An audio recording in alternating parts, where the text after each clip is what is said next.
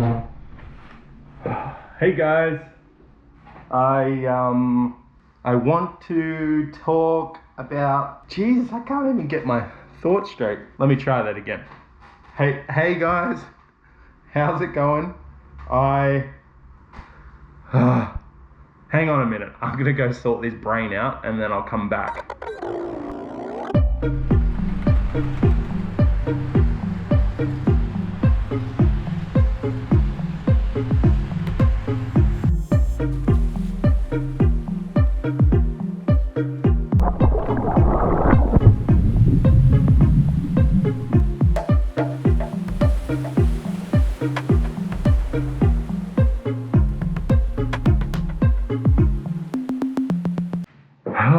All right, that's better.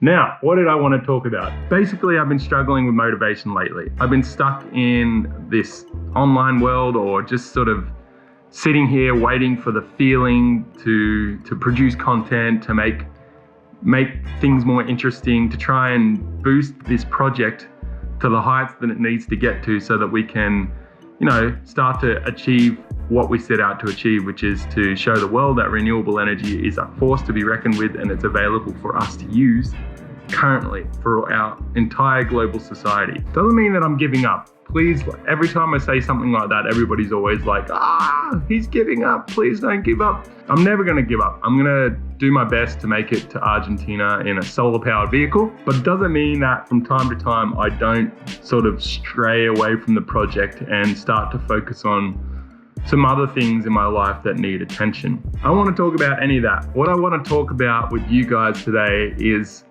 the whole aspect of motivation when you're working on a project like this. Where I get my motivation from is generally through rewarding myself with lifestyle activities. Things like surfing, things like hiking, and that motivates me to eat healthier, to live healthier, and also to work harder on my goals or my missions that I have set out for myself in life. I'm not really living the lifestyle that I chose to live.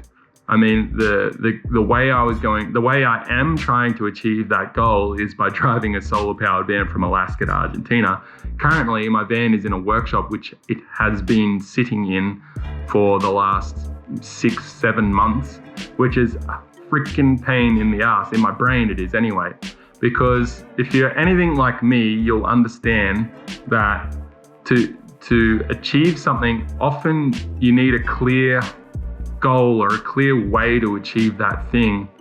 And lately I haven't been driving my van, which is the clear thing. It's super simple. It's like, I want to show the world that renewable energy can be used to operate societies with globally.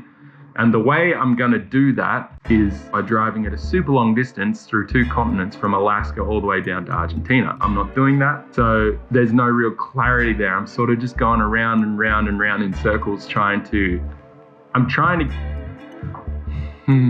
What I need right now is a break. I need to distance myself from my problems so that I can look at them from a more broad perspective and then come back at them with full force.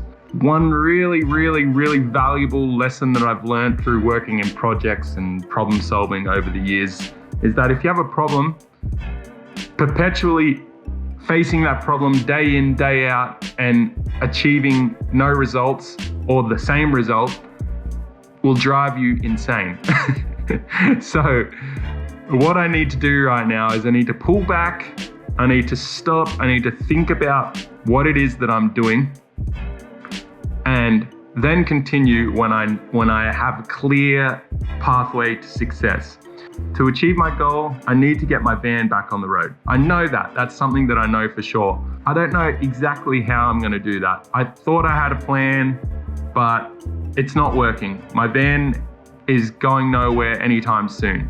Literally, the van could be ready to go within like 2 weeks if I had all of the things lined up. In reality, there's just some things missing. There's things like money, parts, specific things of value that I don't have right now. It's just going to be crazy for me to continue to try to make things happen when I don't have those things available to me. yeah, I think I need to just step back, do a few other things, get a few other things out of the way, and then come back to it, in a month or so when I'm ready to just have a clearly defined pathway to get from where I am right now to getting my van back on the road and having that clear goal, which I first set out before the whole accident and everything happened, and just to feel better in my brain. I'm not leaving you guys out. I'm going to take you with me on all of the adventures. I'm super excited about what it is that I'm going to be getting up to. It's somewhat related but unrelated stuff, some fun stuff like surfing and camping trips and stuff like that too. So please don't go anywhere. Lots of good stuff coming your way. Just thought I'd give everybody a quick update about what the frickin' hell is going on. I missed my video last week and I don't feel particularly good about that, but I'm going to try and get my mojo back and try and bring everything back in alignment and get it all together. It's been a crazy year for everyone. We call it coronavirus, but I think the real problem that we're all dealing with right now is our minds. And I will openly admit that I have a freaking weak mind at the moment. I'm not even able to formulate sentences properly. And I'm a YouTuber, you need to be able to formulate sentences to be any good at this job. I can't wait to be back out on the road again in my solar powered van. That's gonna be super exciting. It's gonna be super fun. Got a lot of cool ideas for when all of that goes down and when all of that is happening. But for now, I need to sort of step back, regroup, and get at it with some more, I can't even think of the word. There's one other thing I'd like to sort of quickly touch base on. I don't know how familiar everybody is with the situation for Australian citizens who are traveling abroad at the moment. Australia is this little, it's a huge island, continent in the southeastern hemisphere.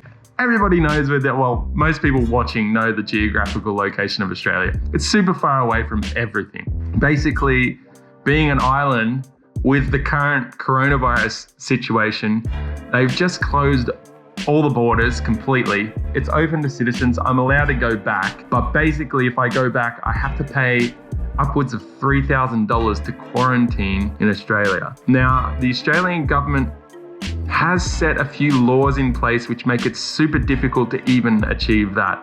There's caps on the amount of international arrivals, including Australian citizens, into the country per week. To have a cap, including your citizens, to major ports of the country is just like insane. It's so ridiculous. Because of all of that, because they've put the caps on the arrivals and there's a $3,000 quarantine fee, less people are traveling to Australia. I mean, I can imagine, obviously, there's a direct correlation between those rules and the airlines not wanting to fly there. But I just checked the prices and I think the cheapest flight I could get was $6,500.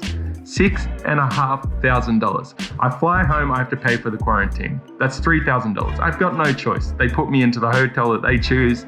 They feed me the food that they choose, and I have to sit there for 2 weeks, pay $3,000 for it. That's ridiculous.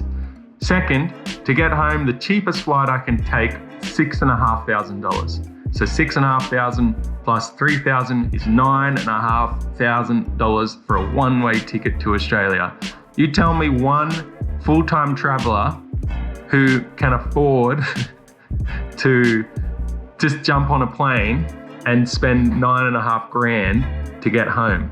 There's lots of repercussions for that. Things like mental health, feelings of strandedness. I don't want to complain. I have such a lovely life. You just saw it. I was like, oh, I'm having a meltdown. I'm gonna go run to the beach and jump in the water here. Like, I live within walking distance of the Pacific Ocean. Food's cheap. I live in this amazing community here with a family who've taken me on board. If I have problems, they help me solve them. I'm learning a new language. I'm learning about a new culture, which is super lovely.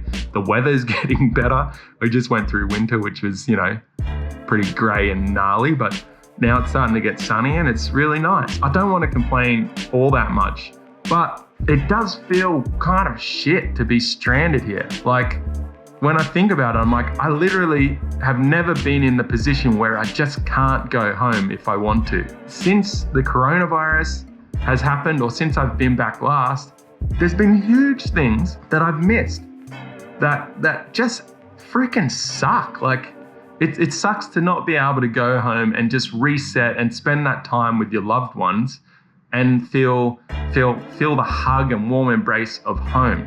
Like I said, I don't want to complain, but that's really shit. I've missed my sister's wedding. I've missed my other sister having 2 babies, Luna and Artie. I can't wait to give them a big old squeeze when I see them. Uncle Joel loves you guys, but obviously it's all done from behind a computer screen nowadays. But yeah, I've missed that. I've had family members die. I've had my best friend got married. I've had other people, celebrating big milestones, birthdays, and other marriages. And just generally, being home and feeling comfortable and confident in everything, like I leave this door here and most people speak Spanish. I speak Spanish, but not that great. So like I'm constantly just like feeling very inadequate, I guess, around here and unable to just be free to be myself, which is what I get when I go home. Yeah, that's a huge thing that I'm missing, and it's a lot. Need I have to say it? There's obviously people out there doing a lot worse than me right now. So, I'm not talking about them though, I'm talking about me. And I don't want to have to apologize for it, but yeah, I totally get it. There's people out there doing a whole lot worse than I am right now. That's it from me. I'm going to buzz off and leave you all alone with my thoughts. Also, I don't know if I told you this, but the car I was borrowing currently is broken. So my only mode of transport is this here OneWheel. So I'm gonna go get a big garrafon of water.